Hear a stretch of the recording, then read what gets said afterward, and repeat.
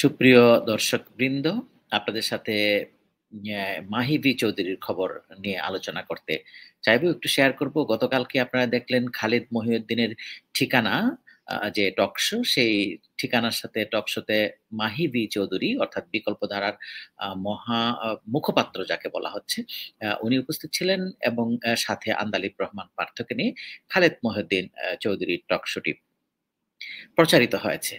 আমি লাইভে ছিলাম। আমি দেখার চেষ্টা করেছি আ ভালোভাবেই সম্পূর্ণটা। আপনারাও হয়তো দেখেছেন।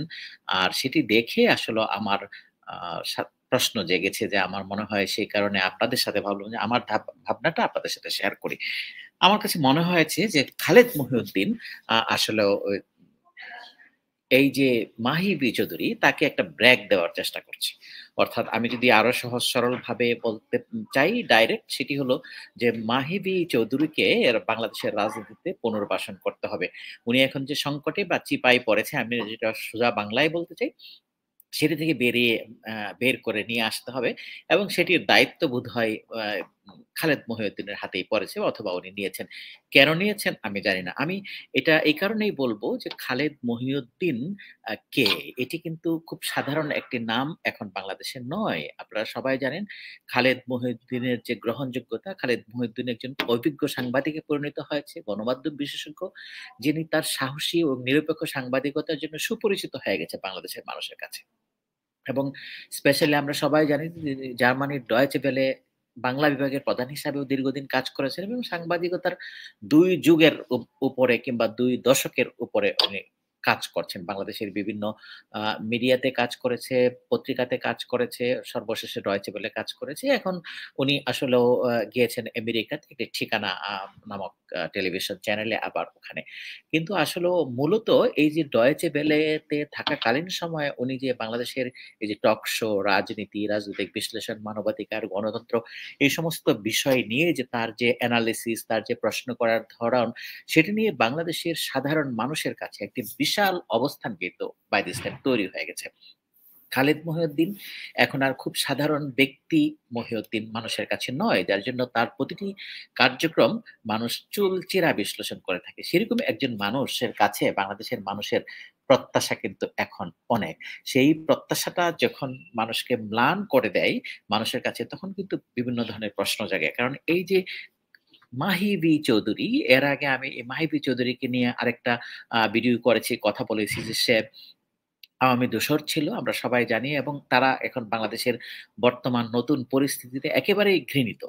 তারা আসলেও কোনরকমভাবে মানে বাংলাদেশের যে হিরো হতে পারত সেই অবস্থা থেকে আওয়ামী লীগের সাথে শেষ পর্যন্ত দোসর হিসাবে কাজ করার কারণে তারা কিন্তু বাংলাদেশের ভিলেনে পরিণত হয়েছে এবং তারা এই জাতীয় পার্টির অবস্থা দেখেন, এই হাসানুল কিনু, রাশেদ খান মেনন থেকে শুরু করে, এবং এই একই অবস্থায় কিন্তু চৌধুরীর হওয়ার কথা। সেটি না হয়ে চৌধুরী কি করলেন? একটি কৌশল এর আগে নিলেন যে উনি মিডিয়ার কাছে, সাংবাদিকদের কাছে তার ভুলগুলো ক্ষমা প্রার্থনা করলেন এবং সে নিজে ওখানে ব্যাখ্যা দিলেন। সেটি ছিল একটা তার অবস্থান থেকে, সেটা নিয়ে বাংলাদেশের সমাজে কিন্তু প্রচুর বিতর্ক এবং সমালোচনা হয়েছে।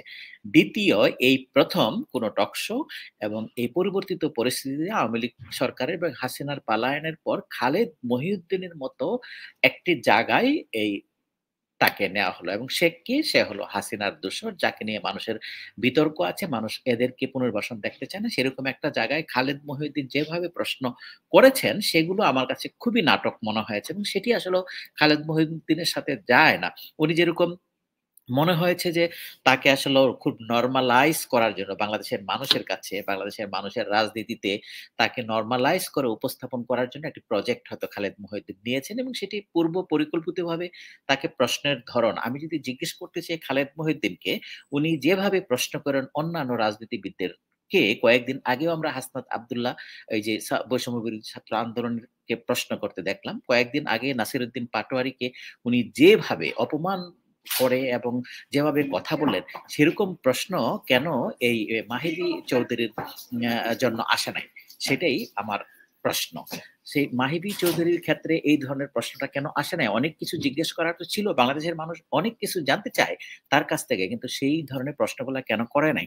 যেরকম ওকে ১ম ২ টা প্রশ্ন ঠিক আছে উনি জিজ্ঞেস করেছেন। কিন্তু এই ২ টা প্রশ্নকেও এখন মানুষ আর্টিফিশিয়াল হিসাবে বলা হচ্ছে। তাকে কেন জিজ্ঞেস করা হয়নি যে সে ৫ই আগস্ট না ঘটলে অর্থাৎ হাসিনার পলায়ন না হলে তাহলে কি তার এই রিয়ালাইজেশন টা হতো? সে কি তার ভুলটা কি স্বীকার করত কিনা? এবং গত ১৬ বছরে বা ২০১৮ থেকে ২০১৪ পর্যন্ত ওকে এক ধরনের ভূমিকা দেখেছি। কিন্তু ২০১৪ র পরে মাহি বি চৌধুরীর শেষ ২০২৪ পর্যন্ত যে অবস্থা যেখানে বাংলাদেশের একটি কৃষক, শ্রমিক, একজন রিক্শাওয়ালাও বাংলাদেশের হাসিনার এই স্বৈরতান্ত্রিক মনোভাব এবং কি হচ্ছে সেগুলা জানে। আর তুমি একটা পার্টির লিডার হয়ে তুমি সেটাকে উপলব্ধি করতে পারো নাই। ওকে, কিন্তু এই প্রশ্নটা খালেদ মহিউদ্দিনের কি করা উচিত ছিল না? যে ৫ই আগস্ট না ঘটলে তার এই রিয়ালাইজেশনটা হতো কিনা? তাছাড়া বাংলাদেশের রাজনীতিতে যে উনি এখন বলছেন যে উনার আত্ম উপলব্ধি হচ্ছে, উনি সত্যের চর্চা করতে চাচ্ছে। আগামী দিনেও তার এই কি সুযোগ সন্ধানী ভূমিকাটা বাংলাদেশের মানুষ দেখবে কিনা? এই ধরনের প্রশ্ন অনেক কিছু করার ছিল কিন্তু সেটি করে নাই। ২-১ টি প্রশ্ন হয়তো আন্দালিব রহমান পার্থ যেভাবে উপস্থাপন করার চেষ্টা করেছিল, যেভাবে বলেছিল, সেই জায়গাটাও আমি দেখেছি খালেদ মহিউদ্দিনের মানে আমার কাছে মনে হয়েছে যে খালেদ মহিউদ্দিন নিজেই অস্বস্তি ফিল করছেন যে ওই প্রশ্নগুলা মাহি বি চৌধুরীকে করার জন্য। তো সেটি আসলে অত্যন্ত দুঃখজনক। খালেদ মহিউদ্দিনের সাথে এই বিষয়গুলো যায় না যে কেন উনি এই ধরনের করলেন এবং আরেকটি প্রশ্ন কেন করে নাই যে আওয়ামী লীগের যে সমস্ত দায়, যে সমস্ত এই যে দায় জন্য আমরা আওয়ামী লীগকে দায়ী করছি বাংলাদেশে। শেখ হাসিনার বিচারের কথা বলছি, বিভিন্ন দের বিচারের কথা বলছি। এত আ মা-বোনের বুক খালি হলো, এত ছাত্রদের গেল। সেগুলার দায় কি সে নিবে? সেই প্রশ্নটা কেন করা হলো না? তাহলে তাকে এরকম করে এখন যেভাবে তার কাছে শুধু খালি বাংলাদেশ প্রসঙ্গে না, তার কাছে পাকিস্তান প্রসঙ্গেও জিজ্ঞেস করা হচ্ছে। মানে এমন বিশেষজ্ঞ হিসাবে বাংলাদেশের রাজনীতিতে উপস্থাপন করা হচ্ছে, যেন এটা খুবই নরমাল ইস্যু। খালেদ মহিউদ্দিনের তো নয়, বরং এই যে মাহি বি চৌধুরী হয়তো বাংলাদেশের রাজনীতিতে বিগত আগে যেরকম ছিল, সেরকম ভাবে উনি আছে আরকি। এরকম একটা উপস্থাপন। সেটি আসলে খুবই লজ্জার ধিক্কার এবং খালেদ মহিউদ্দিনের জন্য সেটি আসলে মানানসই হয় না।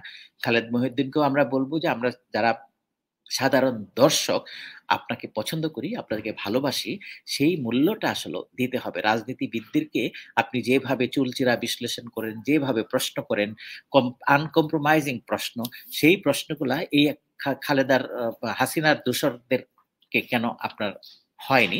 সেটি কিন্তু আসলে একটি বিতর্কের বিষয়। এর আগেও কিন্তু সাদ্দাম ছাত্রলীগের সভাপতিকে ইন্টারভিউ করতে চেয়েছিল। আপনারা দেখেছেন পরবর্তীতে উনি নিজেই বলেছেন যে তাকে হুমকি দেওয়া হয়েছে অথবা মামলার ভয়ে উনি ওটাকে প্রত্যাহার করেছেন। কিন্তু সাদ্দাম হোসেনকে ইন্টারভিউ করা আর মাহিকে ইন্টারভিউ করার মধ্যে কোনো পার্থক্য আছে বলে আমি মনে করি না। কারণ হাসিনার দূষর যারা তাদেরকে এইভাবে ইন্টেলেকচুয়াল বানিয়ে বাংলাদেশের মানুষের কাছে উপস্থাপন করে সেটার মধ্যে কি কৃতিত্ব নিতে চাচ্ছে, কিসের জন্য করছে সেটি আসলে সাধারণ মানুষ হিসাবে আমরা জানতেই চাইতে পারি। আরেকটা হলো যে আওয়ামী লীগের লোকজনকে যদি এই আমরা কোন স্পেস না দিতে পারি রাজনীতিতে এবং তাদেরকে ঘৃণার চোখে দেখি। মাহি বি চৌধুরী শুধু বলল যে, "আমি ক্ষমা প্রার্থী, আমার ভুল হয়েছে" তাতেই হয়ে গেল?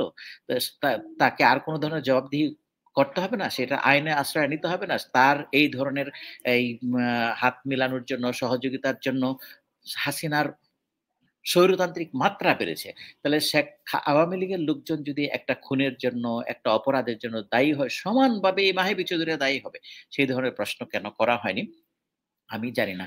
চলুন আমরা একটু জাস্ট একটা প্রশ্ন আমি যেটা দেখে আসি যে আ আন্দালিব রহমান পার্থ আ তাকে কয়েকটি প্রশ্ন করতে দেখেছি। তার মধ্যেও বললাম আমি যেটা মাহি চৌধুরী একটু অস্বস্তি ফিল করছিল। সেটি আমার কাছে অনেক কি বলবো এটাকে খুব হাস্যকর মনে হয়েছে। তারপরেও উনি কি জিজ্ঞেস করেছে সেটা আমরা একটু শুনে আসি।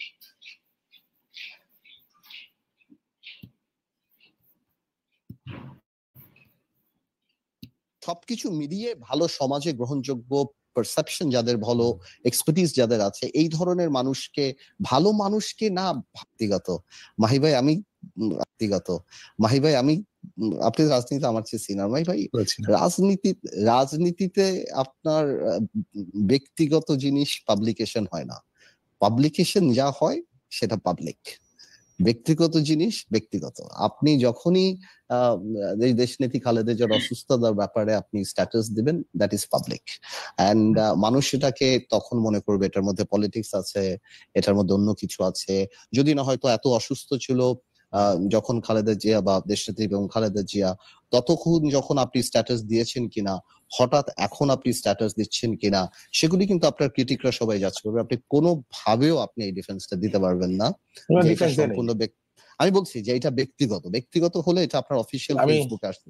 মানে আমি কোনো ডিফেন্স আমি বলছি number 1 that's what I am saying. Mahi ভাই আপনি বলেন পার্থ শেষ করুক, আমরা আপনি বলেন। আমি ডিফেন্সের কথা বলছি, আমি বলছি যে আপনি খুবই, আমি শিওর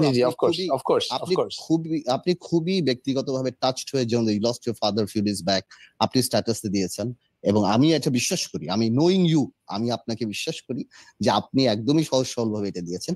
কিন্তু পাবলিক পারসেপশনটা কিন্তু আলাদাভাবে যায়, যখনই আপনি পাবলিক ডোমেনে বলেন। আরেকটা কথা আপনি বারবার বলেছেন যে আপনি বিকল্প ধারার মুখপাত্র, এইটাতেও আমার মনে হয় যে মুখপাত্র ছাড়াও কিন্তু মাহিবা আপনি বিকল্প ধারার one of the major decision making বডির একটা প্রমিনেন্ট মানুষ। তো সুতরাং আপনাকে যখন মূল্যায়ন করা হয়, শুধুমাত্র মুখপাত্র হিসেবে মূল্যায়ন করা হয় না, যে কোনো কারণেই। হয়তো আপনাদের পলিটিক্যাল সিদ্ধান্ত, অফকোর্স বি চৌধুরী সাহেব অনেক বড় রাজনীতিবিদ ছিলেন, আপনাদের পলিটিক্যাল সিদ্ধান্ত আপনাদের, কিন্তু শুধু মুখপাত্র যদি আপনি বলেন তাহলে আপনি আপনার উপর ইনজাস্টিস করবেন। কারণ অফকোর্স আপনি ডিসিশন মেকিং প্রসেসে অনেক প্রিডমিনেন্ট রোলও আপনি প্লে করেন বিকল্প ধারায়।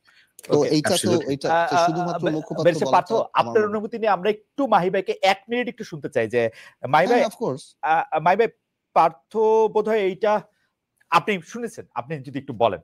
আমার প্রশ্ন করেন। না, আমি নাম্বার 1 আমি কিন্তু কোনোভাবেই I was not defensive even for a second.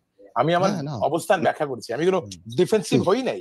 আমি যেটা বলেছি, আমার স্ট্যাটাসে কোনো রাজনীতি, আমি কোনো রাজনৈতিক কারণে স্ট্যাটাস দেইনি। আমি এটা বলছি না যে আমার বক্তব্যটা রাজনীতিভাবে গ্রহণ করা হবে না।